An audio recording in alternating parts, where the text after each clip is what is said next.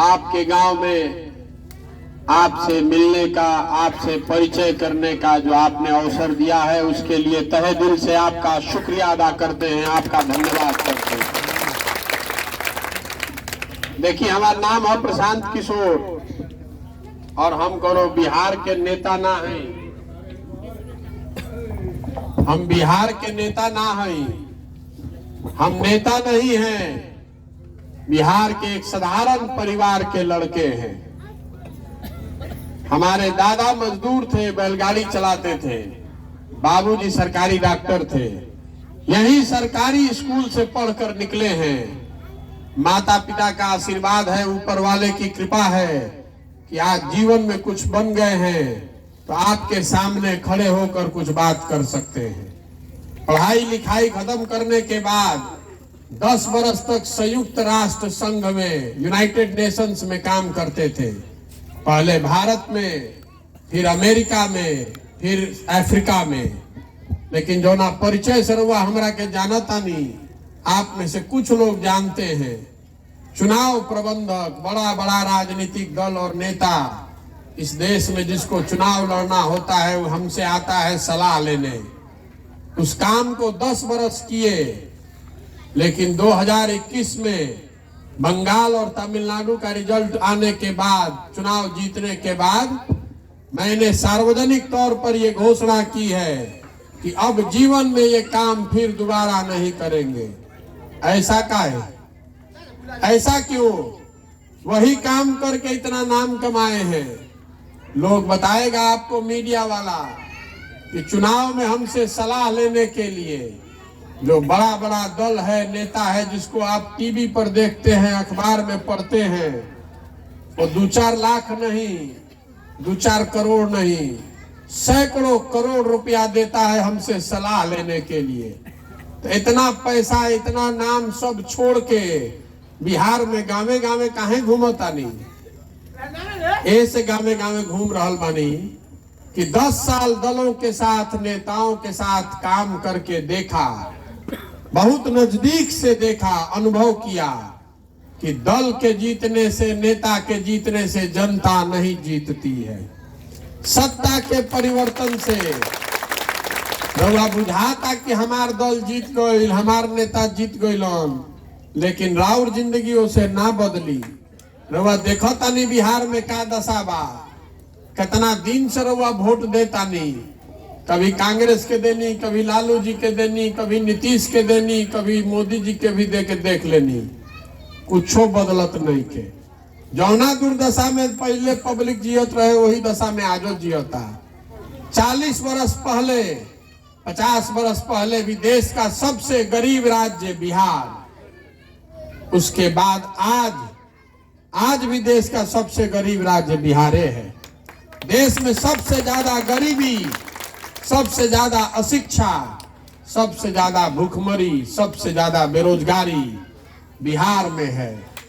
तो हम भी इसी मिट्टी में जन्मे हैं, इसी मिट्टी में जन्मे, यहीं पर पले बढ़े। तो हमने सोचा कि अगर हमारे जैसे किसी आदमी की हिम्मत नहीं पड़ेगी कि आकर बिहार में सुधार का प्रयास करे, तो बिहार का कौन लड़का का हिम्मत पड़ेगा? इस मिट्टी का कर्ज है, उसी को वापस करने के लिए गांव गांव घूम रहे हैं। अपने राज्य में जो लोगों की बदहाली देख रहे हैं, कितनी गरीबी है। आधा रोड पर चलते हैं, लड़का सब आगे दौड़ता है, आधा लड़का के तो शरीर पर कपड़े नहीं है। रोड पर चलता नहीं, एको सड़क ऐसा नहीं के जोना पर कि ठीक से चल सकी, सब रोड टूटल बा गांव में। कौनो स्कूल नहीं के मिलत जहां लड़कन के पढ़ाई होता, कौनो अस्पताल नहीं के मिलत जहां आदमी के दवाई होता।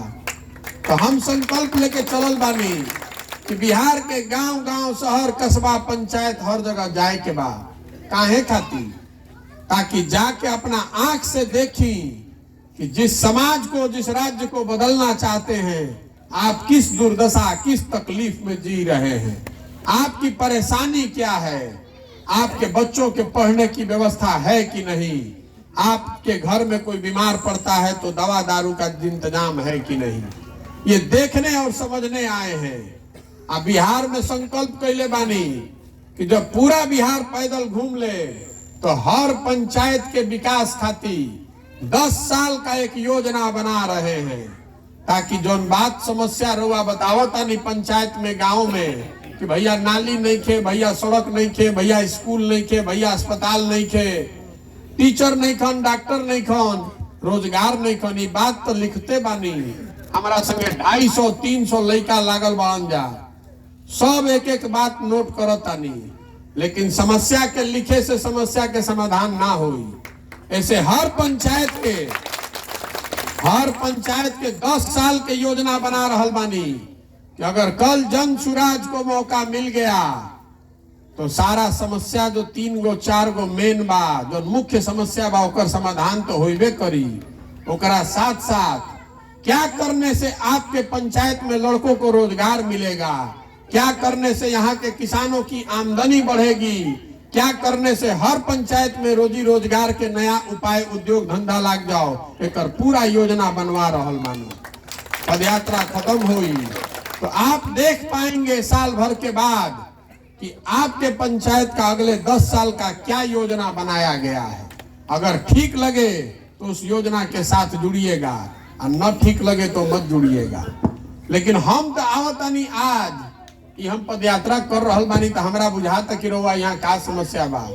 रउआ तो इजे रहता नहीं, रउआ तो मालूम बा कि का तकलीफ बा, तो रउआ एकरा के सुधारत काहे नहीं की।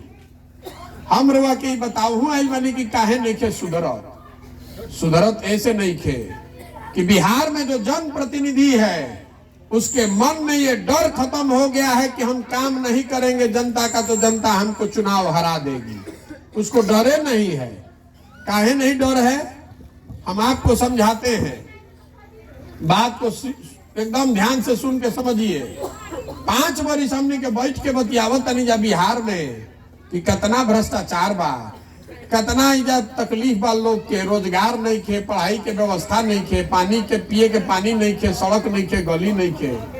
लेकिन जो यह वोट होता रे भाई, वो दिन ये सब बात भुला जाता। बिहार में 4 चीज पर वोट पड़ता।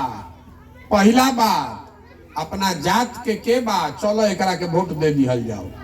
अगर जात से निकलन तो हिंदू मुसलमान के नाम पर फंसा दिहन कि कुल मुसलमान एक के हरावे के बाद भैया सब हिंदू एक हो जाके फिर रवा बटन दबा देनी। आ दोनों से बच गई। आदमी कहताड़न ए भैया कतनो खराब बा न, मारी बहुत कष्ट बा, रोजगार नहीं खे, पढ़ाई नहीं खे, लेकिन लालू वाला जो अपराध वाला राज रहे वो ना चाहिए, चलो मन मार के करे के दे दिहल जाओ। आ तीनों से बच गई। तो हमने के मुसलमान भाई लोग बा, ये लोग कहता कि भैया कतनो खराब बा का करी, भाजपा के तो ना न दे सकी, चलो ललटेने के दबा दो। ये ना 4 चीज पर वोट पड़ता भैया, ईमानदारी से बोल ली, पड़ता ना। तो 5 वर्ष रउआ बतियावता नहीं कि सड़क नहीं खे, रोजगार नहीं खे। अब वोटवा देता नहीं हई 4 गो बात पर, जात पर, धर्म पर, लालू पर, भाजपा पर, तो नेतो कुल जान गइल बाड़ा सन। तो वो जानता कि भैया काम करी चाहे ना करी, जनता कतनो खिसिया जाओ, कतनो गरिया ले, चुनाव आते आवत वोटवा यही 4 चीज पर पड़ी, तो काहे के काम करी। पहले ही से हमारा मालूम है कि हमारा परीक्षा में 90% नंबर आई, तो हम काहे के पढ़ाई करब रे भाई। जन पढ़नी तन पढ़नी, ना पढ़नी तो ना पढ़नी, मालूम है कि नंबर आई तो 90% अबे करी। ये हाल बिहार में बा। देखी तो बतावे चलल बानी, रवा से दल नहीं बनैले, वोट नहीं मांगो, हाथ जोड़ के कहे आई बानी कि मेरे भाई अगर आप अपना और अपने बच्चों का चिंता नहीं कीजिएगा तो दुनिया में कोई आपका बच्चा का चिंता नहीं करेगा। कोई करी भाई। रउआ अपन लड़का के चिंता ना करब तो कोई दूसर करी रहा लड़का के चिंता। देखी लालू जी के लड़का 10वां नहीं खे पास कैले, लेकिन लालू जी के चिंता बा कि हम ओकरा के मुख्यमंत्री बना दी। कोनो दिक्कत नहीं खे, बाबूजी उनकर बालन चाहता कि बन जाओ मुख्यमंत्री। दिक्कत इस बात से नहीं है कि लालू जी का लड़का 10वां नहीं पास किया है, मुख्यमंत्री बनना चाहता है।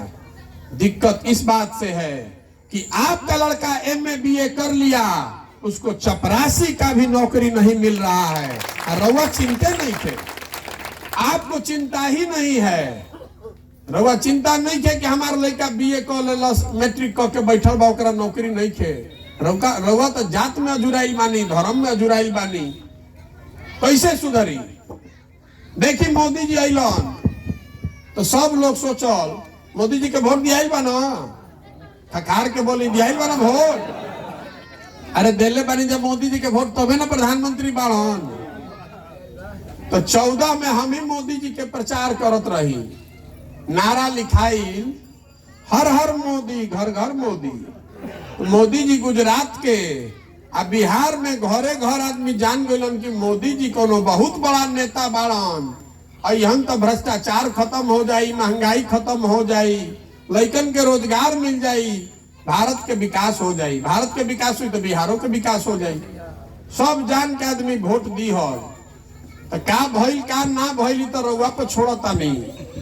लेकिन एगो चीज जरूर बताई कि घरे घर से मोदी जी के वोट दियाइल बा, तो घरे घर से सिलेंडर के 1250 रुपये दिया था कि ना? दिया था ना, 1250 दिया था ना। छूट नहीं के ना मिलो, छूट नहीं के ना मिलो। अरे मेरे भाई, तो वोटवा घरे घर से हमनी के दिले बानी जा।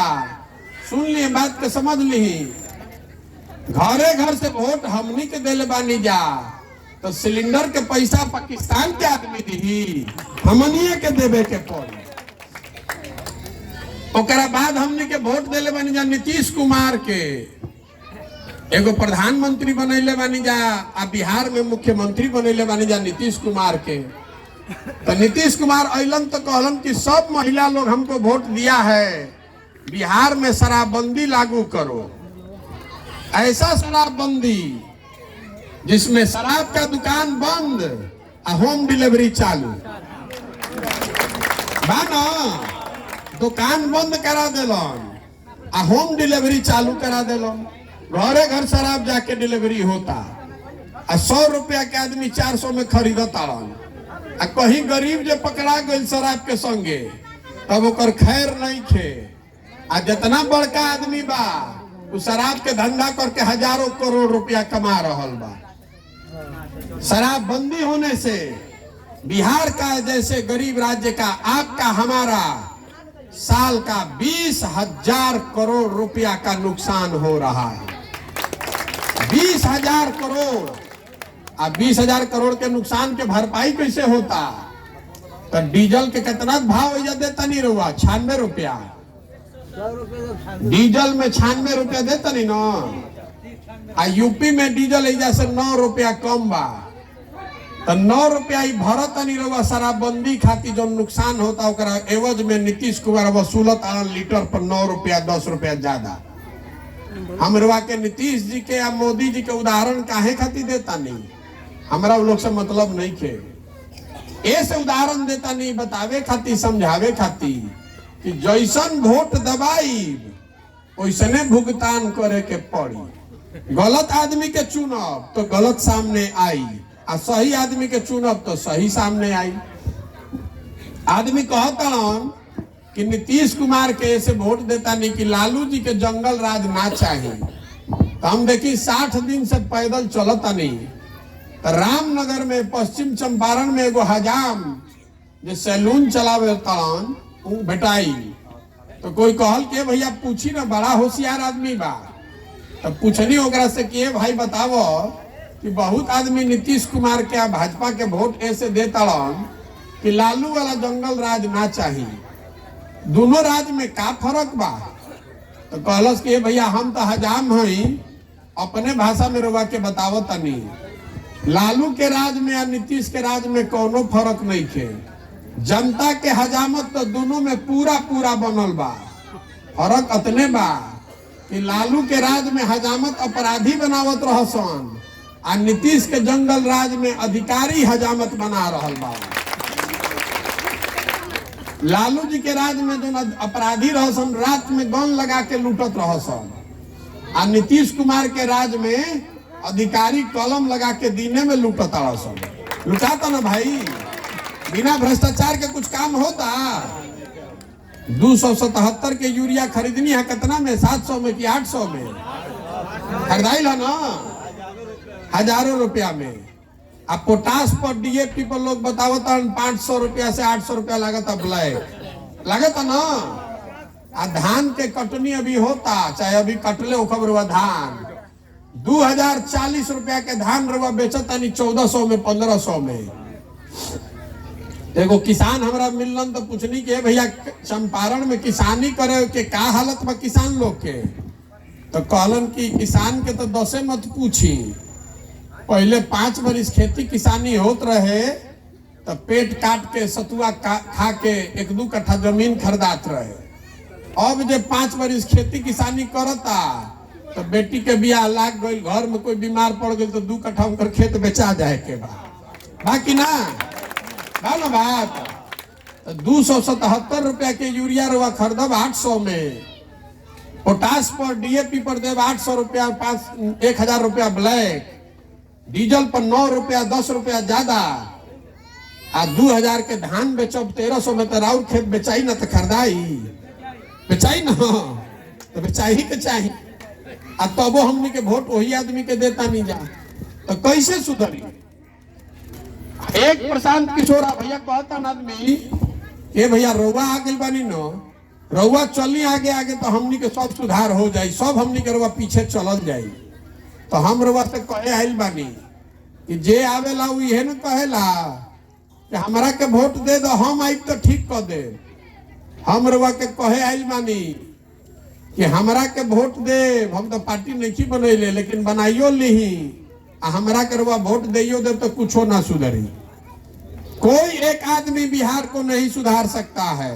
जब तक आप नहीं सुधरिएगा, जब तक जनता नहीं जगेगी, तब तक बिहार को कोई नहीं सुधार सकता है। रउआ लड़का के पढ़े के नहीं मिलत तो रउआ ना चिंता करो तो हमरा सुधरे से सुधरी। रउआ घर में खाना नहीं खे, हम रउआ के खाना खियावे चाहब तो सुधर सकेला? कबो ना सुधरी। देखिए हमने के बिहार में मोटरसाइकिल चलावता नहीं जा, मोटरसाइकिल बनता कहाँ? मोटरसाइकिल बनता हरियाणा में, महाराष्ट्र में। हमने के घर में टीवी देखता नहीं जा, टीवी कहाँ बनता? टीवी बनता उत्तर प्रदेश नोएडा में। रवा गाड़ी चलता, बस चलता, ये सब कहाँ बनता? ये बनता गुजरात में, तमिलनाडु में। रवा घर में सीमेंट लगावता नहीं, छड़ लगावता नहीं, ये कहाँ बनता? ये बनता झारखंड में, मध्य प्रदेश में, उड़ीसा में। तो हमरा के ये बताई कि बिहार में क्या बनता? अरे बिहार में क्या बनता भाई? हाँ तना आदमी रहते नहीं, बताई बिहार में क्या बनता? कुछो नहीं के बनत। हम रवा के बतावता नहीं क्या बनता। पूरा बिहार में एक चीज बन रहल बा। पूरा बिहार के लालू नीतीश ने मिलकर पूरे बिहार को मजदूर बनाने का फैक्ट्री बना दिया है। जितना जवान लड़का बाला सन मजदूर बना के ओकरा के पूरा देश में भेजल जा रहल बा। जेकरा मजदूर के जरूरत होता कहता जा 100 गो बिहार से पकड़ के ले आओ। कोई के खेत नहीं खे कटात तो कहता बिहार बस भेजे रे भैया 50 गो मजदूर बुलावो। कोई के फैक्ट्री नहीं खे चलो तो कहता बिहार से पकड़ के ले आओ। एक जगह इतना आदमी लोग बैठल बानी, बताई रहो सामान घर के बाहरी जाके रोजगार करत के नहीं करत न। तो साल भर में जे राउर लड़का, राउर मरद, राउर बाबूजी, चाचा, भतीजा चल गइलन बहरी काम करे, तो साल में एक के बार रउआ से भेंट होता 20 दिन 25 दिन खातिर। कोई छठ में घरे आइल, कोई ईद में घरे आइल तो ओकरा से मुलाकात होई। जब तक जवानी है तब तक वो घरे आकर उसको रहने का साउंड नहीं है। 12,000 15,000 रुपया के लिए बाहर जाकर मजदूरी कर रहा है, अपना जवानी खपा रहा है ताकि उसका घर परिवार का बच्चा को खाना मिल सके। रुआ हमरा के बताई कि जा कोई गुजरात से आके मजदूरी करता? अरे गुजरात से आके कोई मजदूरी कर रहा है? यहाँ पंजाब से, महाराष्ट्र से आदमी आके जा मजदूरी कर रहा बा, काहे नहीं के करो? ओई जो गरीबी बा, ओई जो गांव बा, ओई जो गरीबी बा, ओई जो भ्रष्टाचार बा, जो यह देश के व्यवस्था लागू बा। ओइजा के आदमी आके बिहार में मजदूरी काहे नहीं खे करत। ओइजा के आदमी बिहार में आके मजदूरी ऐसे नहीं खे करत कि ओइजा कम से कम सरकार इतना व्यवस्था कर देले बा कि 10-15 हजार रुपया के रोजगार खातिर आदमी के घर परिवार गांव देहात छोड़ के दूसर राज्य में नहीं खे जाए पड़त। तो ये व्यवस्था अगर गुजरात में बा, तमिलनाडु पंजाब में बा, तो बिहार में होके चाहिए कि ना होके चाहिए? होके चाहिए कि ना चाहिए? ना होके चाहिए ना। तो कैसे होई? होके खातिर पद यात्रा हो रहल बा। पद यात्रा हो रहल बा कि समाज से ढूंढ कर ऐसे आदमी को निकाला जाए जो समाज को ठगे नहीं, जो समाज में चोरी नहीं करे, जो आपके साथ धोखा नहीं करे। जैसे दही को मथ के आप मक्खन निकालते हैं, वैसे हम पदयात्रा कर रहे हैं कि गांव समाज से ऐसे आदमी को ढूंढ कर निकालेंगे, चाहे गरीब हो कि अमीर, अगड़ा हो या पिछड़ा, हिंदू हो या मुसलमान। जो आदमी सही है उसको समाज से ढूंढ कर निकालेंगे, फिर उसी के पीछे पूरा ताकत शक्ति पैसा लगाकर आपके सहयोग से जिता कर लाएंगे। उसी से सुधरेगा बिहार और वही से बनी जनता के सरकार। एक नाम का बा जन सुराज। सुराज मतलब सुंदर राज। केकर सुंदर राज? प्रशांत किशोर के कि लालू के कि नीतीश के कि मोदी के? कोई के नारे भाई। सब पर दाव लगा के देख लेनी जा, कोनो फायदा नहीं के। अब जनता पर दाव लगाइए, अपने आप पर दाव लगाइए। जे हमरा के जानता ओकरा मालूम बा कि प्रशांत किशोर ने जिसको चुनाव लड़ाया है वो हारा नहीं है। इस बार आपका हाथ पकड़े हैं, आपको भी हारने नहीं देंगे। लिख के रखी। तो रवा से 2 सवाल पूछो और फिर रवा छुट्टी। 2 सवाल का जवाब देना है, हाथ उठा के मुंह से बोल के अभी ना सवाल पूछ ले दी। बिहार में सभी दलों ने, नेताओं ने आपको ठगा है। आपका वोट ले लिया, आप अभी धरती पर संघर्ष कर रहे हो, हेलीकॉप्टर पर घूम रहा है। अब समय आ गया है कि जनता मिलकर अपना विकल्प बनाए। रउआ बताई कि जनता के मिल के नया विकल्प बनावे के चाहिए कि ना? सबके बोले के बाद बनावे के चाहिए कि ना? बनू ना, जनता मिलकर विकल्प बनाए ना। आदमी कहता ये भैया बड़ा कठिन काम ले ले बानी, 2000 किलोमीटर पैदल चले के बाद 4000 किलोमीटर 2 बरिस लागी, कैसे होई? हम आपको बता रहे हैं कैसे होगा।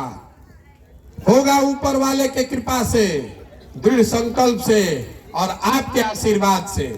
रउआ से वोट नहीं मांगो, चंदा नहीं मांगो, राउर आशीर्वाद मांगे आइल बानी। अगर आपको लगता है कि जो काम कर रहे हैं ये काम ठीक है, इससे समाज का भला होगा, आपके बच्चों का भला होगा, बिहार में गरीबी खत्म होगा, रोजगार आएगा, इसके लिए हाथ उठाकर एक बार आशीर्वाद दीजिए। आपका आशीर्वाद है ना साथ में? करी न प्रयास। एगो अंतिम बात कह देता नहीं। आदमी कहता के भाई बड़ा बढ़िया बढ़िया बतियावत, बड़ा बढ़िया बढ़िया बतियावत, अपना खातिर का चाहता। तो हमरा के कुछ आदमी कहता कि बुझाता कि बिहार के मुख्यमंत्री बने चाहता। तो हमरा के रुआ नहीं जाना, मुख्यमंत्री बने के सपना तो बहुत छोटा सपना बा। हम बहुत महत्वाकांक्षी आदमी हैं, बहुत बड़ा सपना लेकर आए हैं। मेरा सपना मुख्यमंत्री बनना नहीं है, सपना है बिहार को देश का सबसे अग्रणी और पहला राज्य बनाना। मेरा सपना है कि मेरे जीवन काल में एक दिन ऐसा आए जब गुजरात से, महाराष्ट्र से, पंजाब से लड़के आकर बिहार में मजदूरी करे, तब मानेंगे कि बिहार में विकास हुआ। होके के चाहिए कि ना? होके के चाहिए ना? बोलिए, तब नहीं हिसाब बराबर होई। बिहार के लड़का पूरा देश भर के झोला ढोए खातिर पैदा नहीं खन भई। ये ज्ञान की भूमि रही है, देवताओं को भी बिहार में आकर ज्ञान मिला है। आप अपने मिट्टी का गौरव करना सीखिए। ये बिहार के लड़कों में ताकत है। जिस फैक्ट्री में आपका लड़का, आपका भाई मजदूरी कर रहा है, व्यवस्था सुधर जाए तो जो लड़के फैक्ट्री में मजदूरी कर रहे हैं वही लड़के फैक्ट्री बिहार में लगा सकते हैं। ये लड़कों में यहाँ की ताकत है। ये व्यवस्था ने हमको आपको बेवकूफ बना रखा है। तो एक बार नारा लगवा रहे हैं बिहार के सम्मान में, जो कहता है बिहारी मतलब अनपढ़, बिहारी मतलब बेवकूफ, उसके मुंह पर तमाचा लगाने के लिए हम बोलेंगे जय बिहार। आपको बोलना है जय जय बिहार, जय बिहार। बिहार का लेकर महतरे दम्बा, जय बिहार, जय बिहार। बहुत बहुत धन्यवाद। तो हम चलो तनी 4000 किलोमीटर, जरा में रउआ सबके मन होके तो आधा किलोमीटर संगे चली, आ ना